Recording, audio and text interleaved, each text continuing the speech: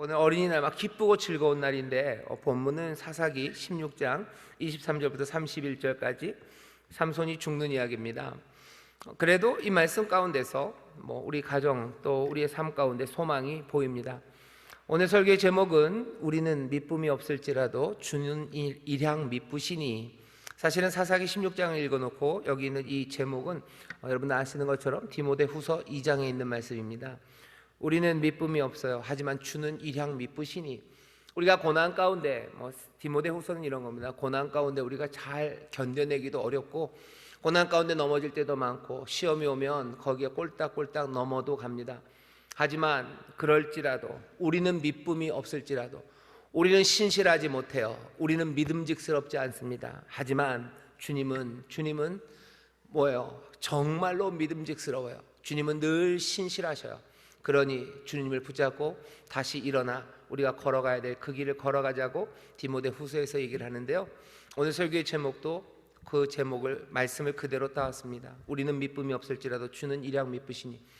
무슨 이야기인지 여러분들 벌써 눈치를 채셨을 거예요. 삼손이 하나님 앞에서 신실하게 살아야 되고 하나님이 주신 그 능력으로 자기를 부르신 그 부르심에 합당하게 정말로 이스라엘의 사사답게 그렇게 하나님께서 기름 부어 주시고 능력을 다 주셨으면 그 모습에 걸맞게 살아가야 되는데 삼손은 끝까지 그 신실함을 지키지 못합니다.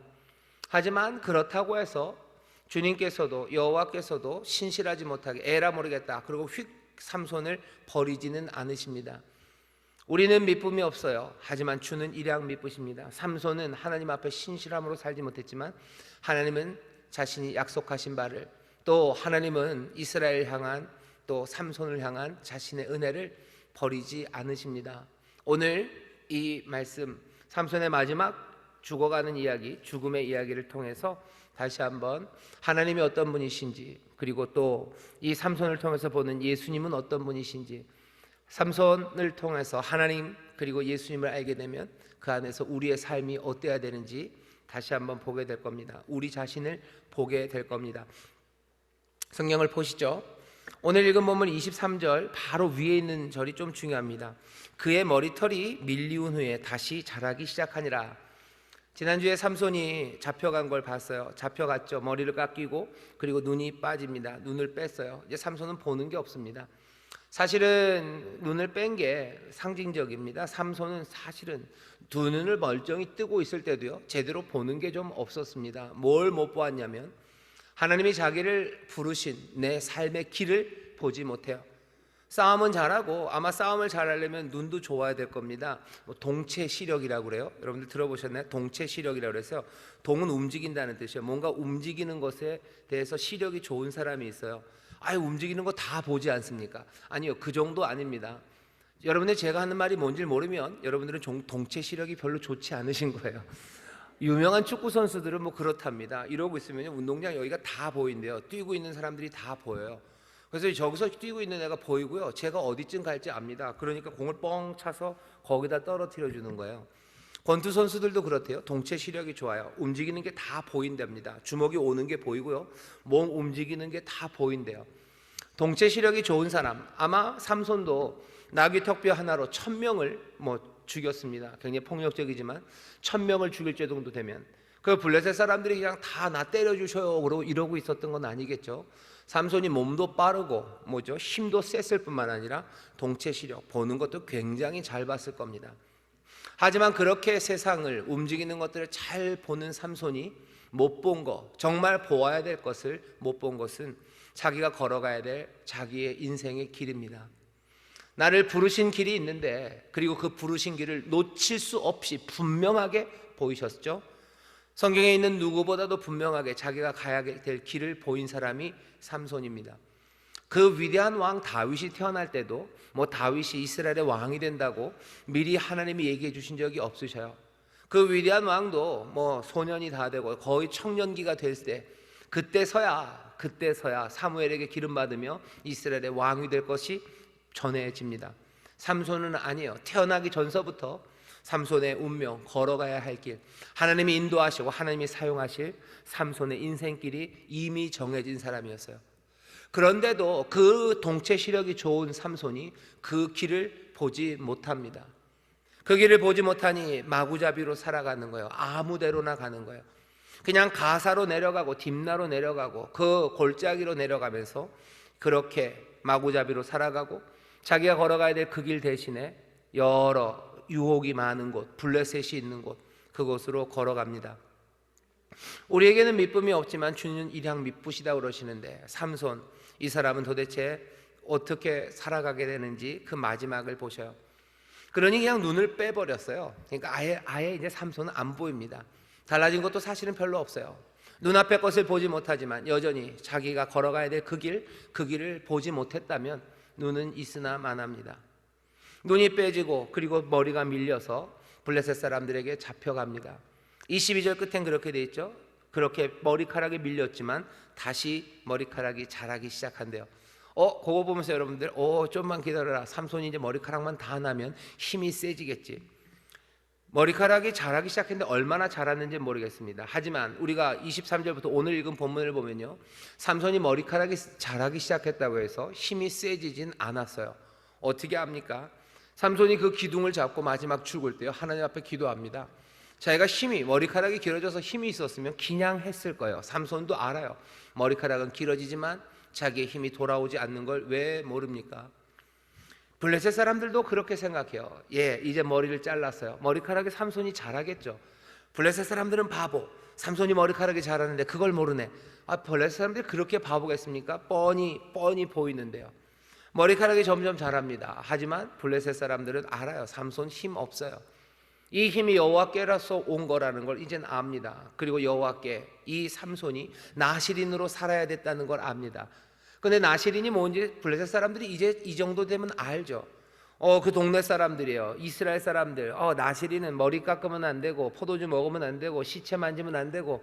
근데 이제 보니 하나님 앞에 그 약속했던 모든 조건들을 삼손이 다 깬 거예요. 그러니 안심입니다. 얘는 하나님이 버렸어요. 그러니 힘 이제 없어요.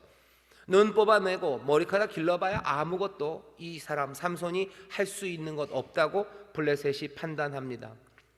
블레셋이 제대로 안 거 하나는요, 머리카락이 길어진다고 해서 삼손이 힘이 세지지는 않는다는 거 블레셋이 제대로 안 겁니다. 하지만 블레셋이 잘 모르고 있는 게 있어요. 잘 모르고 있기 때문에 다곤 앞에 나와서 그렇게 큰 제사를 지내고 즐거워하고 다곤을 찬송하고 우리 신이 우리 원수 삼손을 우리 손에 붙였다고 막 난리를 칩니다. 그렇게 즐거워합니다. 왜? 모르는 게 있기 때문에 그렇습니다. 결국은 다곤의 그 신상은 무너지고요, 거기 다곤의 신전에 있던 수만의 사람들이 몽땅 다 죽게 되죠. 다곤이 자기들의 원수를 자기의 손에 붙인 게 아니에요. 결국은 여호와께서 그 원수들을 이스라엘의 손에 붙이신 사건으로 역전시킵니다. 왜 그런 일이 일어나죠? 블레셋은 모르는 게 있기 때문입니다. 블레셋이 모르는 건 두 가지예요. 하나, 하나님의 약속에 대해서 모릅니다. 하나님이 뭐라고 약속하셨냐면요, 13장 5절에 삼손이 태어날 때 그렇게 약속하셨어요. 13장 5절에 보면 블레셋 사람의 손에서 이스라엘을 구원하기 시작할 거다. 이 삼손이 블레셋에서 그 구원하기 시작할 거다라고 약속하셨어요. 여지껏 이 블레셋의 구원이 이루어집니까? 아니요, 이루어진 적 없습니다. 그러니 하나님은 끝까지 삼손을 통해서 블레셋에서 이스라엘을 구원하는 그 구원의 시작을 만들어내실 겁니다. 블레셋은 그걸 몰라요. 하나님의 약속을 모릅니다. 하나님의 약속을 모르니 또 뭘 몰라요? 하나님의 성품을 모릅니다. 죽을 날까지 나실인이 될 거고, 이 사람은 이제 이스라엘을 블레셋의 손에서 구원하는 구원의 시작이 될 거라고 약속하신 하나님은 어떤 하나님이십니까? 사람은 약속을 무시하고 그리고 사람은 약속을 깨뜨렸다 할지라도 하나님은 미쁘신 분이셔요. 오늘 설교의 제목입니다. 우리는 미쁨이 없을지라도 주는 일향 미쁘시니. 우리는 깨뜨렸어요. 우리가 그 조건을 깨뜨렸습니다. 그러면 모든 게 다 사라져야 돼요? 아니에요. 여기 신실하지 못한 우리의 파트너가 되신 하나님이 계셔요. 하나님은 일향 미쁘십니다. 원래는요, 이렇게 신실하지 못한 사람과 어마어마하게 신실한 사람들은요, 약속을 맺지 않습니다. 여러분들은 우리 사랑하는 성도 여러분들은 굉장히 신실하시죠. 약속하면 무조건 지키시죠. 근데 저기 반대쪽 사람은요, 약속하면 그냥 약속을 그냥 아무것도 아닌 것처럼 여기는 사람이 있어요. 그 사람이랑 약속합니까? 뭐하러 그 사람이랑 약속합니까? 그런 사람이랑 뭐하러 약속합니까? 이스라엘을 하나님께서 애굽에서 구해내셨어요. 그리고선 시내산 아래서 언약을 맺습니다. 언약을 맺을 때 하나님께서 이스라엘의 성품, 그 마음 속을 아셨을 뿐만 아니라요, 출애굽기 보면 거기 애굽에서 구원할 때부터 구원하고 나와서 홍해를 건너서 이 시내산에 오는 그 짧은 시간 동안에 이스라엘이 했던 일들을 보면 금방 알아요. 뭘 알아요? 이 사람들, 이스라엘은 웃기는 사람들인 걸 알아요. 애굽에서 재앙을 내려서 하나님이 건져내려 하실 때도요, 이스라엘은 어떤 때는 좋아하지만 어떤 때는 불평합니다. 일이 이렇게 돼가지고 더 힘들어졌다, 왜 이렇게 하냐고 불평하는 사람들 거기 많아요. 물론 좋아하고 즐거워도 합니다. 이 사람들 왔다 갔다 해요. 변덕스러운 사람이에요. 그냥 일향 불순종하는 사람들도 아니에요. 일향 하나님을 계속해서 처음부터 끝까지 저주하는 사람들도 아니에요. 하지만 문제는 뭐예요? 지켰다 안 지켰다, 좋아했다 안 좋아했다, 이 사람들은 변덕스러운 사람들입니다.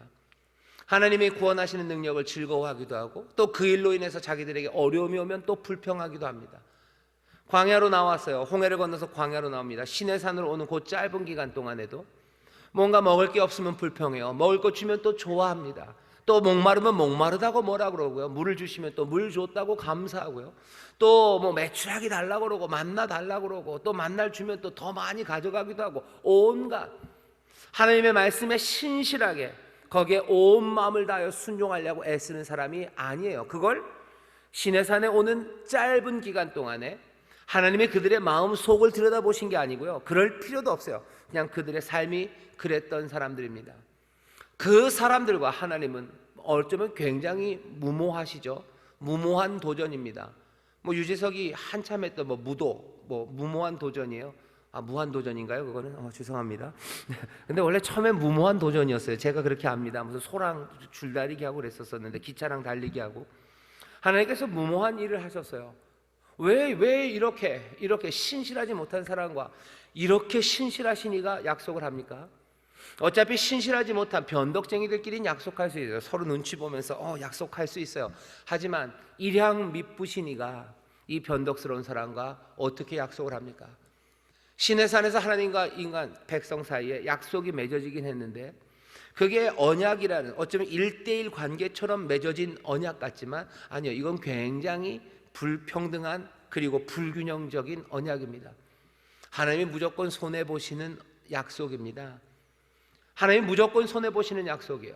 그 무조건 손해보는 약속을 뭐라고 불러요? 우리는 은혜라고 부릅니다. 하나님의 은혜로 맺으신 거예요. 이 사람들 변덕적인 거 다 압니다. 마음속을 다 아시는 분이 그 행동을 모르시겠습니까? 그래도 하나님이 약속을 맺으셔요. 그리고는 어떻게 하십니까? 아니나 다를까 다르기를 바랬지만 이스라엘은 계속해서 변덕을 부리죠. 하지만 하나님은 끝까지 참고 기다리시고 또 기다리시며 신실하게 그 약속을 지켜가십니다. 블레셋이 몰랐던 거예요. 블레셋은 이런 하나님, 이런 신을 본 적이 없어요. 자기들의 신 다고는요, 가져다 주는 대로입니다. 가져다 주면 달래면 주면 주는 거고요, 안 주면 안 주고, 뭔가 좋은 거 갖다 주면서 뭔가를 얻어내면 되고, 그렇게 그냥 막 다루면 돼요. 다고는 그렇습니다. 어떤 신도 그렇게 은혜로 참으시고 또 그 은혜로 약속하신 것들을 끝까지 지켜내시는 그런 미쁘신 신, 그런 신을 본 적이 없어요. 사람들은 모릅니다. 그런 하나님을 몰라요. 안 적도 없고 이해할 수도 없는 하나님입니다. 그 은혜의 깊이입니다. 블레셋은 하나님의 약속을 몰랐습니다. 그리고 하나님의 성품, 그 은혜, 그 신실함을 블레셋은 모른 거죠. 그러니까 우리의 신이 이겼다고 자랑을 하고 있어요. 하지만 여기 하나님은 아직 끝나지 않으셨어요. 신실하신 하나님이 끝까지 삼손을, 이스라엘을 블레셋의 손에서 구원하시는 그 구원의 시작으로 사용하실 겁니다. 그 틈을 만드실 거예요. 물론 삼손이 정말로 충성되게 자기의 길을, 나를 부르신 그 길에 정성을 다해서 마음을 다해서 달려왔다면 이야기는 달라졌을 겁니다. 하지만 여기 삼손이 그 모든 것들을 망쳐놓은 것 같을지라도 하나님은 버리지 않으셔요. 약속하시고 하나님의 신실하심이 결국은 그것들을 하나하나 만들어내기 시작합니다. 그래서 오늘 여기 본문에 나오는 제일 슬픈 구절은요 31절입니다. 삼손이 이스라엘 사사로 20년을 지내었더라. 사사로 20년을 지내긴 지냈어요. 왜? 하나님의 신실하심 때문입니다. 약속하셨죠. 그리고 하나님이 그 일을 이루시죠. 결국은 죽는 그날까지, 죽는 그 시간, 블레셋에서 구원하는 그 구원의 시작을 만들어내죠. 그러니 이스라엘 사사로 20년을 지냈다라고는 말합니다. 하지만 그것이 비통한 이유는 그 이스라엘에서 사사로 20년을 지나는 시간이 하나님과 늘 동행하고 주신 은혜에 감사하며 기쁨으로 달려왔던 20년이 아니라 자기 멋대로 마구잡이로 눈먼 사람처럼 좌충우돌하면서 달려왔던 20년이기 때문입니다. 오늘 삼손의 마지막 죽음의 이야기를 보면서요, 우리는 여호와 하나님, 우리 하나님을 봅니다. 우리는 신실하지 않으나 하나님의 신실하심으로 그 은혜, 그 약속을 이루어 가셔요. 여러분, 이건 놓치시면 안 됩니다. 하나님 우리를 자녀로 부르셨어요. 하나님 우리에게 영생을 주셨습니까? 그럼 우리는 그 영생을 누리는 사람들, 하나님의 자녀로 살아가도록, 우리가 변덕 부리고 우리가 넘어지고 때로는 말도 안 되는 땡깡을 부릴지라도 하나님께서는 신실하게 일양 미쁘시니 우리에게 은혜를 베푸시고 우리를 인도하여 주실 줄 믿습니다. 우리는 뭐라고 얘기할까요? 우리의 인생 마지막에도 그렇게 쓰여질 겁니다. 우리 성도님들은 아마 이 땅에서 한 140년쯤은 사시겠죠? 누구 권사는 이 땅에서 140년 동안 하나님의 자녀로 살았다라고 쓰여질 거예요. 하지만 그것이 비통한 말일 수 있어요. 140년 동안을 살면서 꽤나 많은 시간들은 눈멀어 내가 가야 될 길들과 내 부르신 그거 모르고 좌충우돌하면서 그냥 여기 부딪히고 저기 부딪히며 나 상처받고 남 상처 주면서 그렇게, 하지만 그 삶이라도 하나님이 은혜로 부르시고 자녀 삼으셨으니 그냥 그 가운데도 조금씩은 하나님 의지하면서 하나님에 대한 믿음 간신히 지킨, 그렇게 누구는 140년을 하나님의 자녀로 살았다라고 쓰여진다면 그것은 하나님을 향한 감사와 감격만은 아닙니다. 여기 삼손의 마지막 말이 그런 거죠. 두 번이나 얘기합니다. 두 번이나 얘기를 하죠. 15장 30절에서 그러고 16장 31절에서 두 번 나옵니다.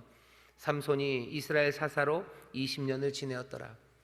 어떻게 보면 굉장히 가슴 아픈 말이고요, 어떻게 보면 하나님의 은혜, 또 하나님의 신실함, 그것들을 드러내는 겁니다.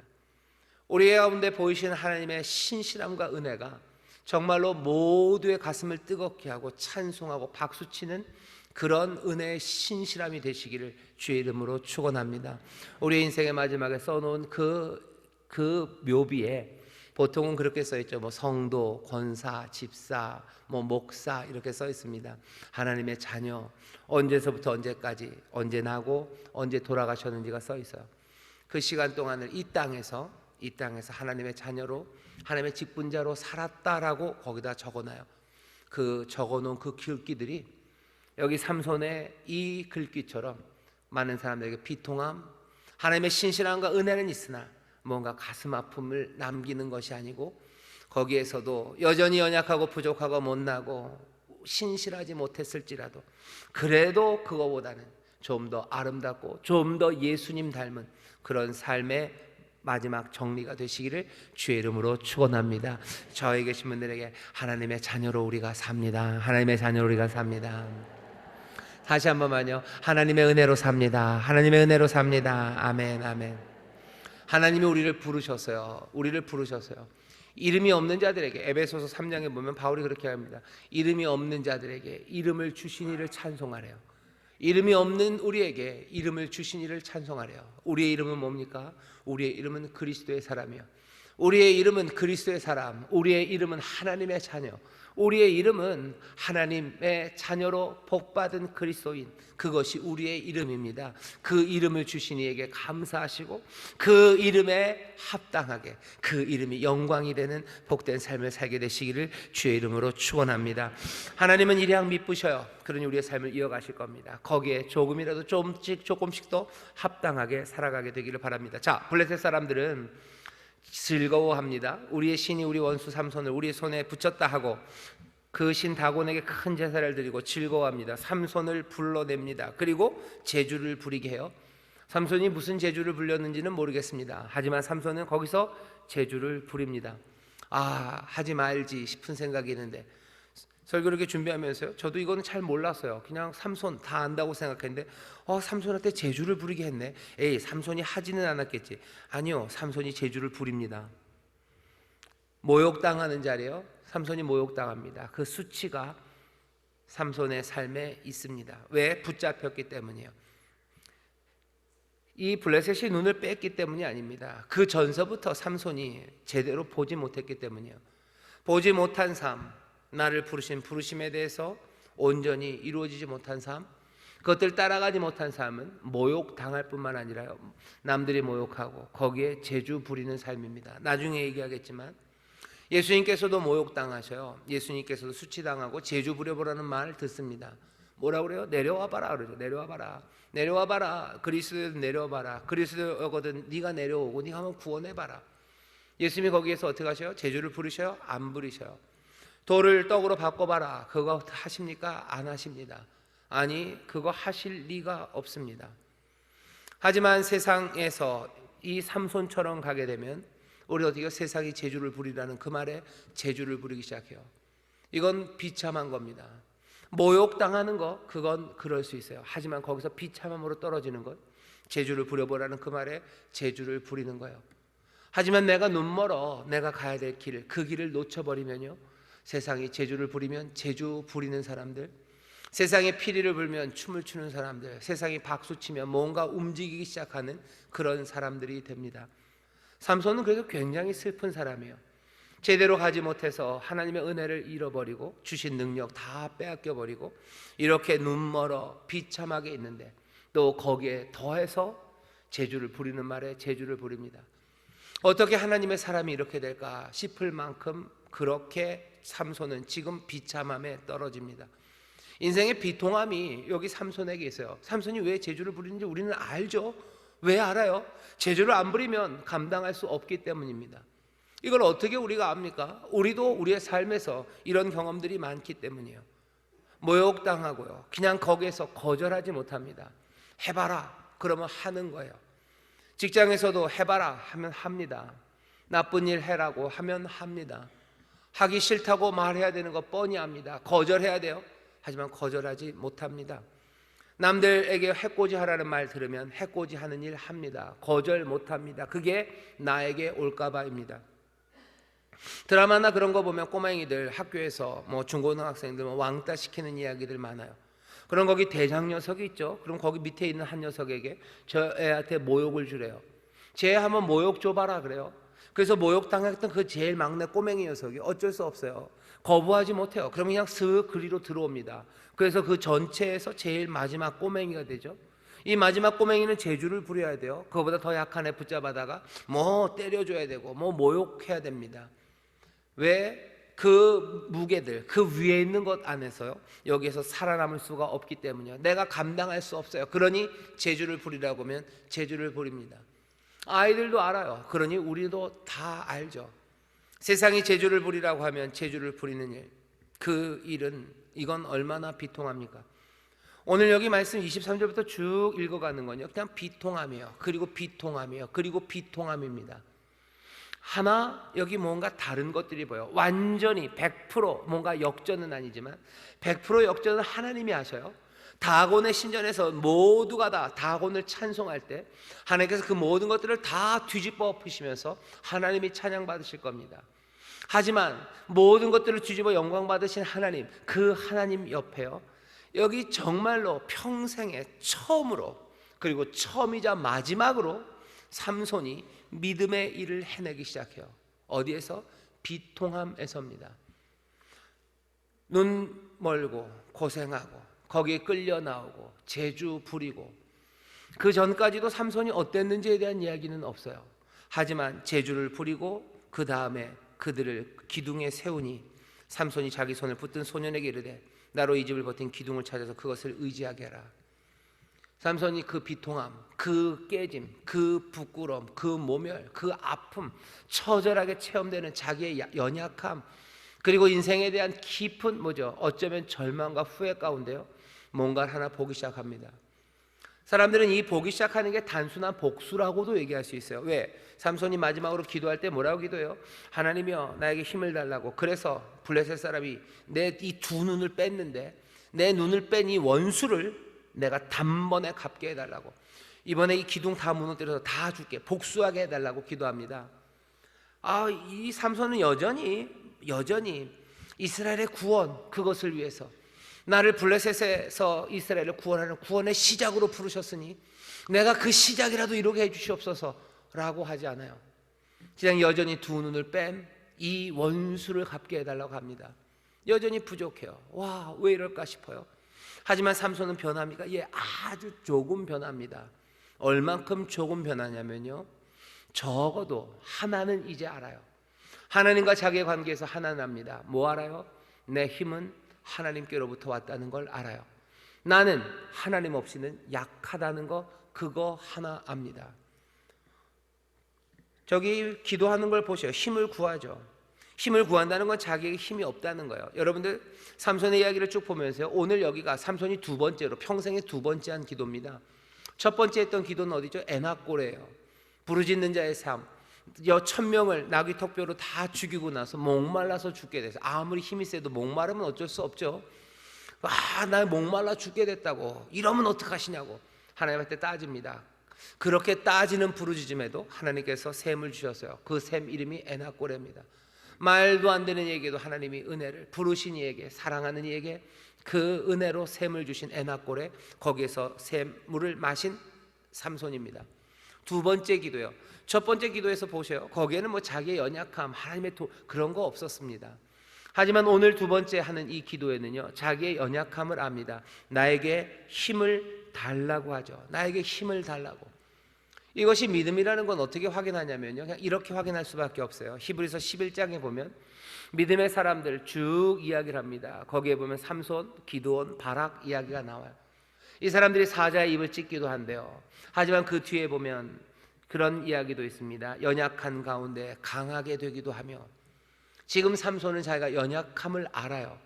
그리고 그 강함과 힘은 하나님께로부터 온다는 거, 그거 하나는 압니다.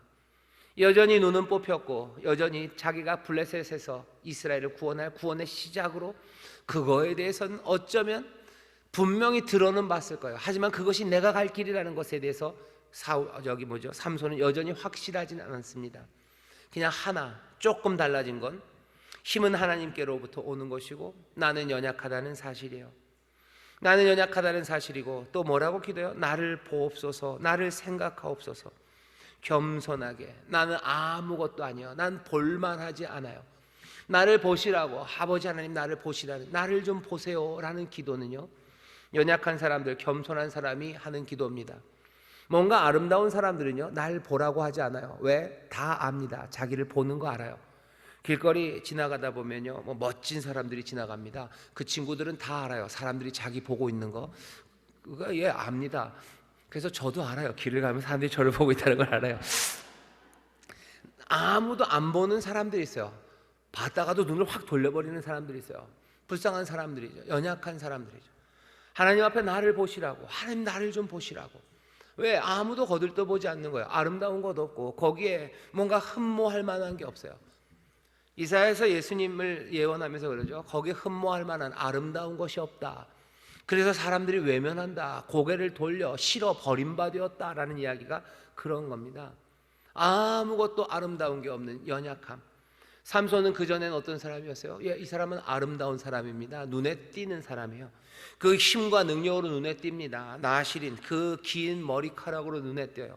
뛰어 달립니다. 나귀 턱뼈를 들고 1000명을 죽여요. 성문을 왜 어깨에 잠근 거예요? 보라는 거죠. 여기 아름다운 사람, 힘센 사람, 강하고 빠르고 힘세고 높고 할 수 있는 사람이 여기 간다고 세상에 자랑하며 살았던 사람이에요. 하지만 이제 삼손은 압니다. 나는 이제 볼 것이 없는 사람, 난 아무것도 아니니 하나님이여 나를 생각하시고 나를 보시라고. 그래서 이번만 나를 강하게 하라고. 여전히 삼손, 아까 말씀드렸어요, 자기의 사명, 블레셋에서 이스라엘을 구원할 구원의 시작이라는 것, 내가 가야 될 그 길에 대해서는 희미합니다. 하지만 적어도 하나는 알아요.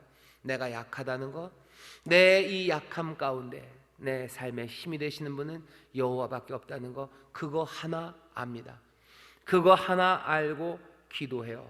그거 하나 알고 부르짖습니다. 삼손은 늘 자기가 대단하다고 생각했어요. 그게 삼손의 문제였습니다. 대단하다고 생각하니 뭐 사자도 찍고요, 대단하다고 생각하니 그렇게 말도 안 되는 수수께끼를 내는 겁니다. 대단하다고 생각하니 뭐 나귀턱뼈로 막 죽이기도 하고, 대단하다고 생각하니 하나님 앞에 목마르다고 물 좀 달라고 따질 수 있던 건 자기가 대단하다고 생각했기 때문이에요. 난 대단해요, 당연히 물 받을 자격이 있는 건데 왜 하나님 나에게 물을 안 주냐고 따지는 그런 사람이 삼손이었습니다.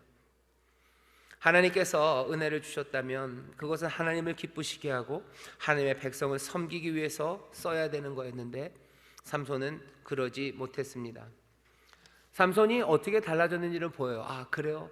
하나님이 그렇게 그만큼이라도 믿음을 보인, 믿음은 다른 것 아니죠. 내가 약하지만 하나님이 나의 강함이 되신다는 믿음이에요.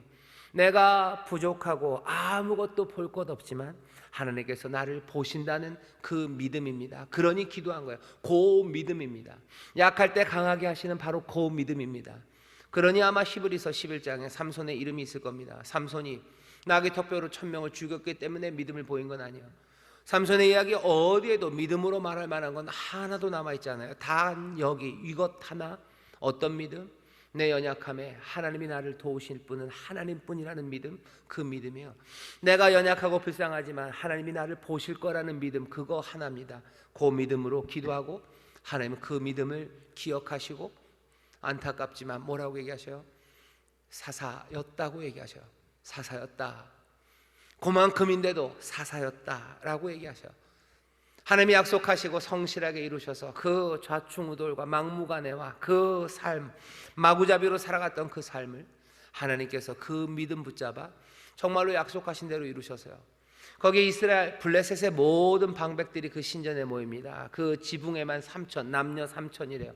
그러니 뭐 수많은 사람이에요. 게다가 블레셋의 제일 유명하고 그리고 중요한 사람들은 거기 다 모였습니다.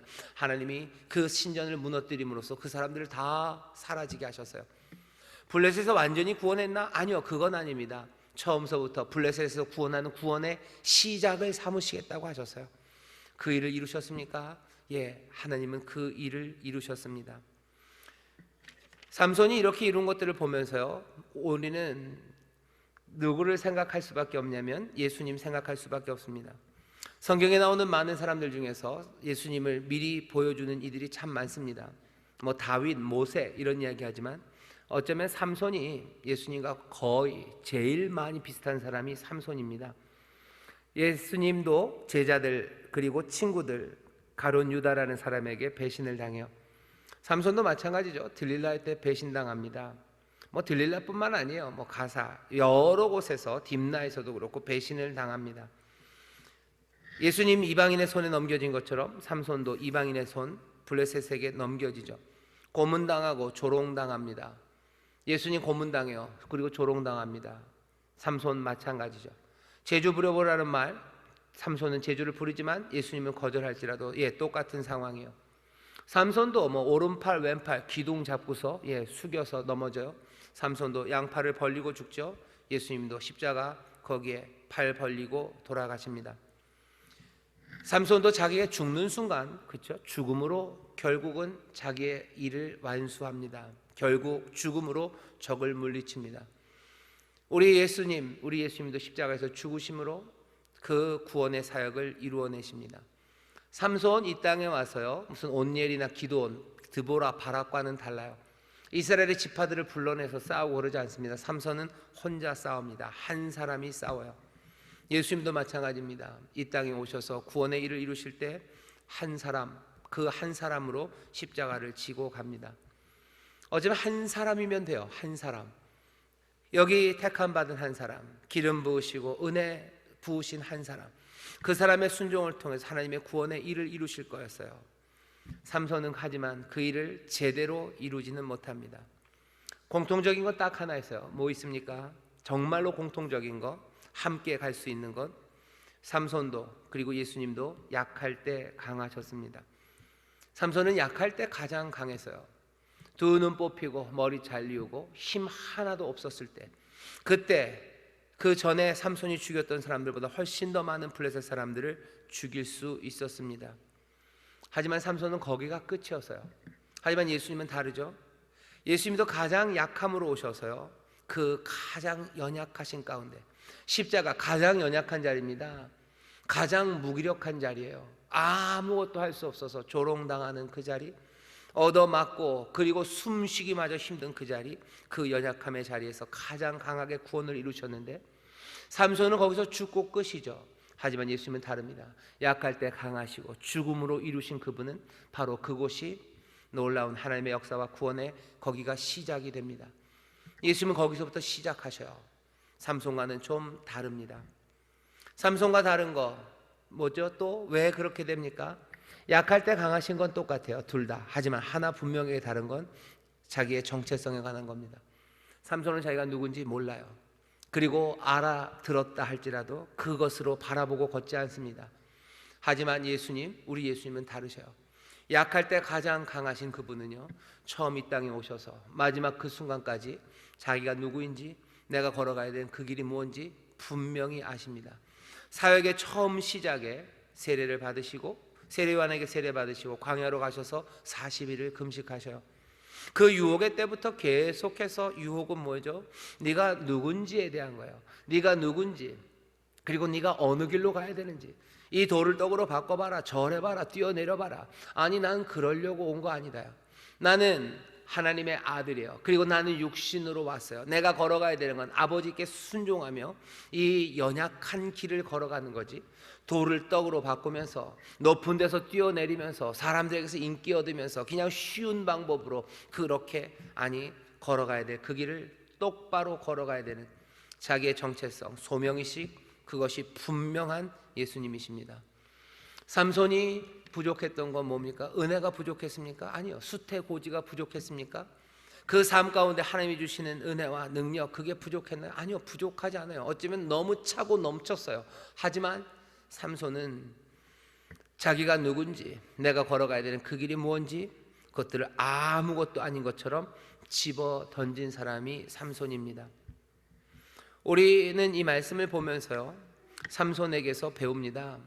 삼손에게서 직접 배우고요, 삼손이 예표하고 있는 예수 그리스도에게서 배웁니다.